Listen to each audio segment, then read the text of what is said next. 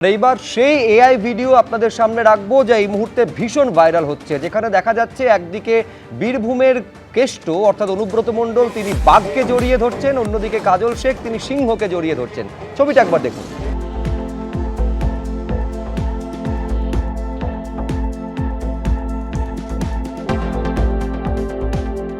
তার মানে একদিকে বীরভূমের বাঘ তাকে জড়িয়ে ধরছে আমাদের জাতীয় পশু, অন্যদিকে কাজল শেখ সিংহকে জড়িয়ে ধরছেন। এবারে তৃণমূলের এই নিয়ে কি প্রতিক্রিয়া?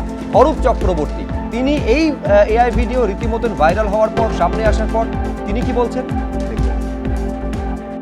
আপনি যদি অনুব্রত মণ্ডলকে জিজ্ঞাসা করেন তার নেতার নাম কি, উত্তর আসবে মমতা বন্দ্যোপাধ্যায়, তার সেনাপতির নাম অভিষেক বন্দ্যোপাধ্যায়। কাজল শেখকে প্রশ্ন করলো একই উত্তর আসবে, নেত্রীর নাম মমতা দি, সেনাপতির নাম অভিষেক বন্দ্যোপাধ্যায়। আর মাথায় রাখবেন, বাঘ হোক বা সিংহ, ছাগল কিন্তু দুজনকেই ভয় পায়। তাই এই রাজ্যের বুকে ছাগলের তৃতীয় সন্তান যারা, তারা বাঘকেও ভয় পাবে, তারা সিংহকেও ভয় পাবে। বাকি এই বিষয়ে যা বলার আমাদের দলের ঊর্ধ্বতন নেতৃত্ব ইতিমধ্যেই জানিয়ে দিয়েছে। রাজ্য আবারও আদালতে ধাক্কা খেলো, হাইকোর্টে ধাক্কা খেলো, তাও আবার ওবিসি মামলায়।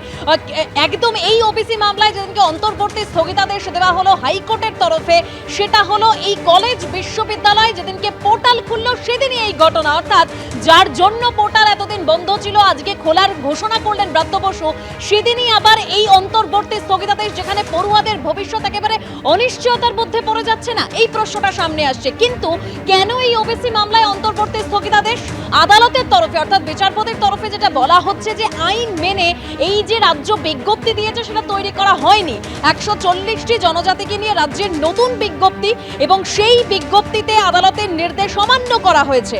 ওবিসি মামলায় এরকমই মন্তব্য বিচারপতি রাজাশেখর মান্থার। আগেও বলেছি যে ওবিসি শ্রেণীভুক্ত 66টি সম্প্রদায়কে নিয়ে পদক্ষেপ করুন। সুপ্রিম কোর্টের রায়ের অপেক্ষা করছেন আপনারা, বলেছেন, আমরাও বলেছি যে ঠিক আছে, তাহলে সেই অবধি কোনো পদক্ষেপ করবেন না। রাজ্য সরকারের উদ্দেশ্যে এরকমই মন্তব্য বিচারপতি তপব্রত চক্রবর্তীর। কেন 2012 সালের আইনে সংশোধনী আনলেন না? আপনারা 2012 সালের ওবিসি আইন অনুযায়ী অর্ধেক কাজ করেছেন। ওবিসি মামলায় রাজ্য সরকারকে প্রশ্ন বিচারপতি রাজাশেখর মান্থার।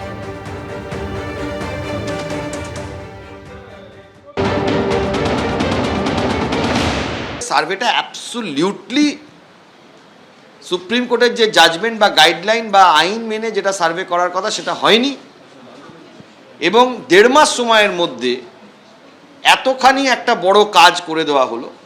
সেটার জন্য এটা আলটিমেটলি কলকাতা হাইকোর্টের কাছে আমরা তাড়াতাড়ি করে মামলাটা শুনানি করার আবেদন করি। 2 দিন ধরে পুরো শুনানি হয়েছে। সব পক্ষকে শুনানি করার পর কলকাতা হাইকোর্ট 31শে জুলাই পর্যন্ত স্টে অর্ডার গ্রান্ট করেছে।